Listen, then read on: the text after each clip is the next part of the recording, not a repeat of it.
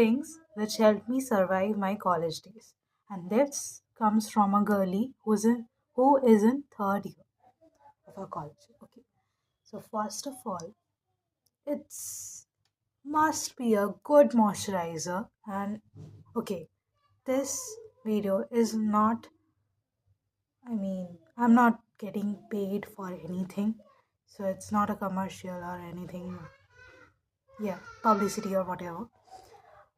I have a combination skin, and for a longer time, I have been using many moisturizers, but this one actually helped me a lot from getting acne or my dry areas in my skin. It helped me a lot. Okay, next we must have a good sunscreen. Everyone tells you about it. I'm sorry. Okay, so this one helped me a lot. It gives me a glowy finish, and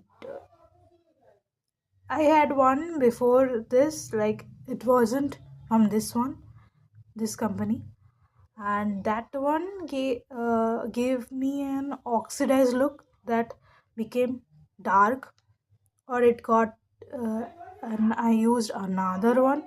It used to be like mm, powdery.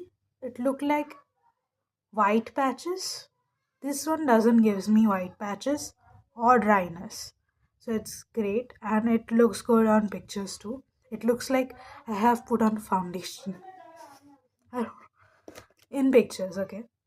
Otherwise, it gives a glowy, dewy finish on your skin. Okay. Next, we have a good smelling what? Roll on? Yeah. Uh, I don't know if this one gives dark patches, but it smells good, so I use it a lot. Then, girls, for your safety, we have this one. It's a pepper spray. Um, Actually, it's a red chili spray. I haven't used it on someone. I really wanted to use it.